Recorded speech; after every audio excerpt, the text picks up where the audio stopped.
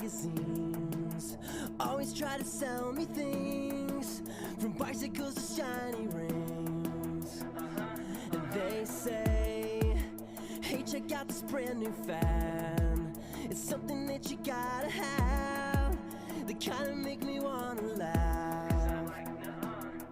Cause contentment isn't found in possessions. I think they've got the wrong impression. I try to focus my attention on the fact that I'm blessed and everything I've got is all I need. I'm taking steps back to see things differently. Everything I've got is all I need, need, is all I need. Hey, I must admit that sometimes I want what my friends have. It's easy to do that. I try to keep myself from losing sight of where my joy comes from. Cause contentment isn't found in possessions. I think they've got the wrong impression. I try to focus my attention on the fact that I'm blessed and everything I've got is all I need. I'm taking steps back to see things differently. Everything I've got is all I need, need, is all I need. Everything I've got is all I need. I'm taking steps back to see things differently. Everything I've got is all I need, is all I need. Video games and nice clothes. It's easy to let your mind go down the wrong path, wanting what other people have, always wanting more things when old things get boring. But life isn't measured by the things you own or the things you don't. I'ma be good with what I got. I promise you that I am not gonna want what's his, want what's hers. Yo, I'm blessed and that's for sure. Fancy things are cool, I guess, but you don't watch out, you just might miss that there's more to life than the eye can see. Look inside, you got all you need. Everything I've got is all I need. I'm taking steps back to see things differently. Everything I've got is all I need, is all I need. Everything I've got is all I need. I'm taking steps back to see things differently. Everything I've got is all I need, is all I need. Hey, good morning, boys and girls. It's Sunday morning. This is our second week of Sunday school lesson for you. We're going to expand on the theme of contentment with the word greed. Well, greed can be a lot of things, and it can lead you to doing bad things. You know what? In our story this week, there's a king and queen, and he was extremely greedy. He wanted everything he could see, and there was one thing in particular that he wanted, and the person said, no, can't have it. And he got really upset. And then the queen helped him out, and neither one of them liked not having what they wanted. They were extremely greedy. They didn't need it, but they still wanted it. And it didn't go well. No.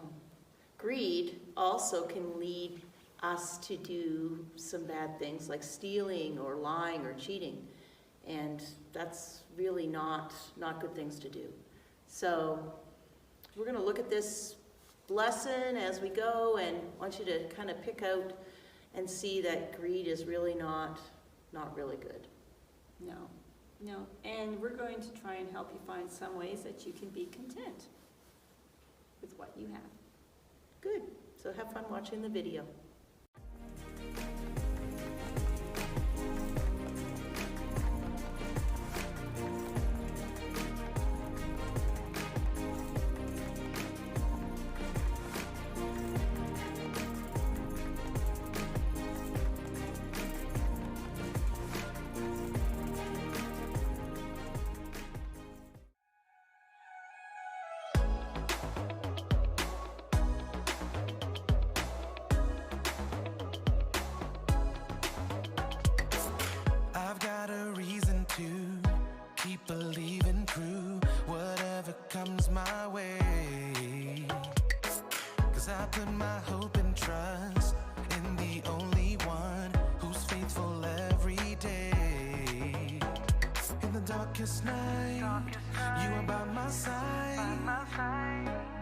I'm never alone because I know I can always trust you. I can always trust you. Every day and every moment, my future, yeah, you hold it. I know it. I can always trust you. I can always trust. I can always trust. I can always trust you. I can always trust. I've got a savior who will always walk me through whatever comes my way. 'Cause I put my hope and trust in the only one who's faithful every day. In the darkest night, you are by my side. I'm never alone because I know I can always trust you. I can always trust you. Every day and every moment, my future, yeah, you hold it. I know it. I can always trust you. I can always trust. I can always trust you. I can always trust you. Every day and every moment, my future, yeah, you hold it. I know it. I can always trust you. I can always trust. I can always trust. I can always trust you. I can always trust. I can always trust.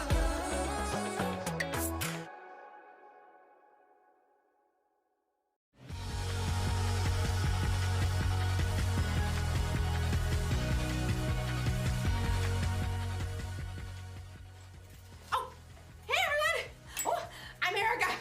I hope you don't mind I get into shape while we do this. Exercise is important, you know, or of course. I mean, I'd rather be riding my bike outside right now, but the weather isn't cooperating. But that's okay, because I can ride this bike inside! Ooh, see that? I'm showing contentment. Contentment is learning to be okay with what you have. So, I'm okay with this stationary bike. You know, they've made all kinds of advancements with stationary bikes. I want one of those bikes that has all those different settings where you can make it feel like you're going like uphill or downhill. Whee!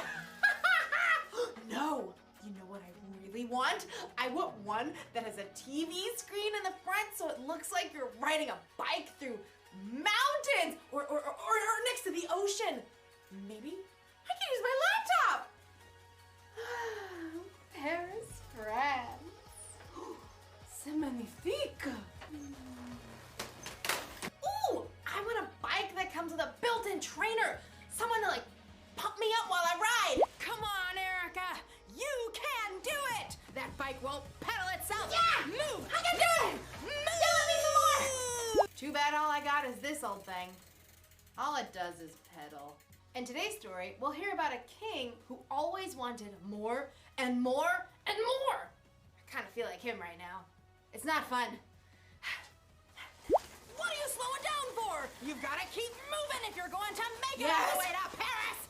You want to see the Eiffel Tower, don't you? Oui. I can hear Okay. you. Move. I will. Move. See you in Paris. Move. Move. The Bible. It's 66 books of history, stories, letters, and poetry that fit together to form God's one big story. The epic adventure of how He created us and loves us so much that He made a way to rescue us. As we travel through the Bible, from Genesis to Revelation, we discover people who met God and found their lives changed forever. Now, for an amazing story, inspired by the book of 1 Kings. Chapter 21. After David and Solomon, many kings ruled the lands of Judah and Israel. Some of them listened to God, but most did not. King Ahab was worse than any other king of Israel before him. He only thought of himself and did exactly as he wanted to do. Do exactly as I want. Yes, Your Highness. What do you want? 4 calling birds, 3 French hens, 2 turtle doves, and 1... Oh, it escapes me. Just bring me some pears flambé. No one ever said no to King Ahab, not even his wife, Queen Jezebel. Am I the most fabulous king to ever rule this land? Yes, of course, because you have me. King Ahab was certain he had everything he could ever want. That is, until he took a drive into the neighboring town of Jezreel. Ooh, just look at that lovely vineyard. It is perfection. Stop at once. King Ahab examined the green leafy vines and the heavy bunches of grapes. What fantastic fruit. The soil must be excellent. You, over there. Who? Me? Who, me, your majesty? Who, me, Your Majesty? Of course, you. Do you own this fine vineyard? I do, Your Majesty. Excellent. You must sell it to me at once, and I shall turn it into a vegetable garden. No, Excuse me? Your Majesty. I'll pay good money. I'll trade you a better vineyard. I said no, Your Majesty. May the Lord keep me from giving you the land my family handed down to me. You... what? No. King Ahab was enraged.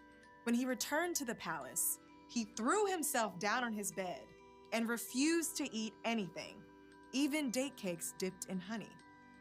Why are you in such a bad mood? Why won't you eat anything? Neighbor won't give me his vineyard. Oh, snap out of it. You're the king. I'll get you that vineyard. Queen Jezebel was just as bad as her husband, or maybe worse. She wrote a letter to the leaders of Naboth's town. Here is your mission, which you must accept.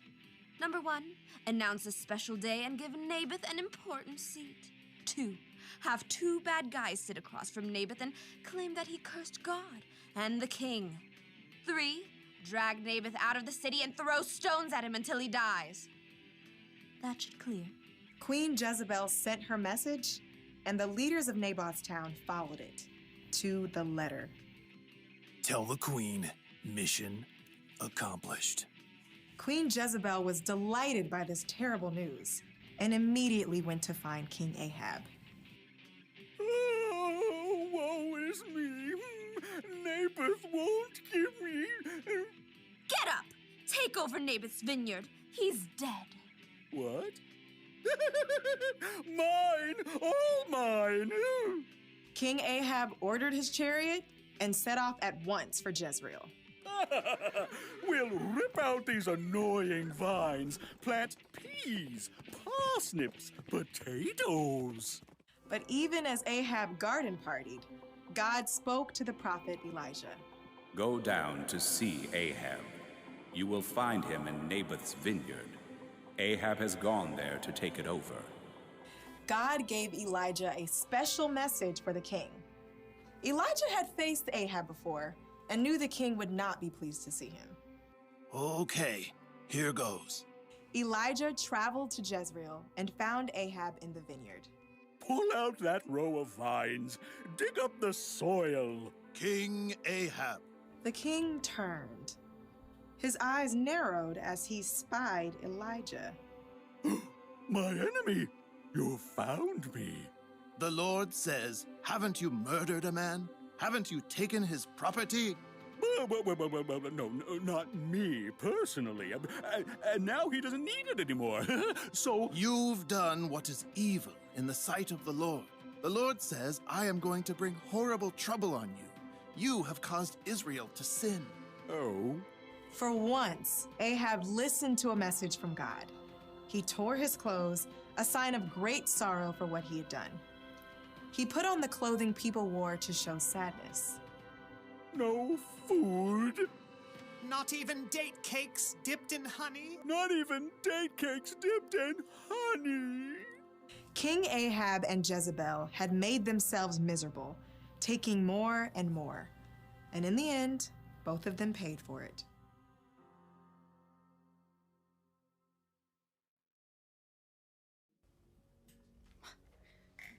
Yeesh! King Ahab really wanted Naboth's vineyard. It's okay to want things, but Ahab wanted it so badly that it made him miserable. He even refused to eat. Has it ever happened to you? Have you ever wanted something so badly that it was all you could think about? Maybe it made you like super sad when you couldn't get it. Or maybe you threw a tantrum. If that sounds like something you might do, you may need a little help with contentment. Wanting things is fine.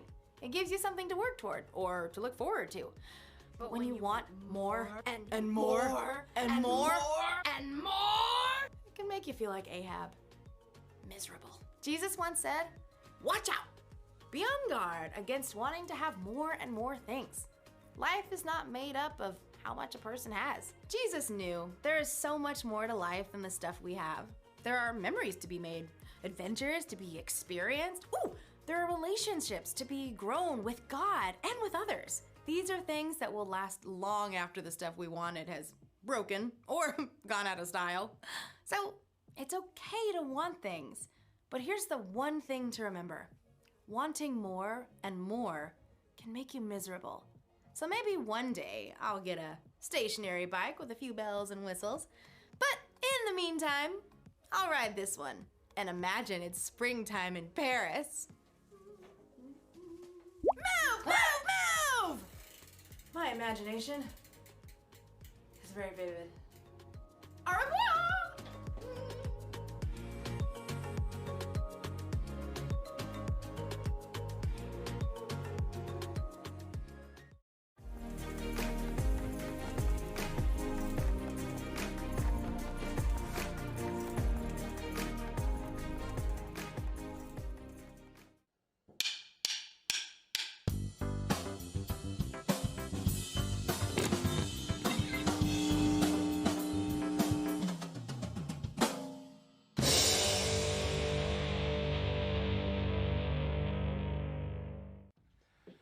What does it feel like when you really, really want something?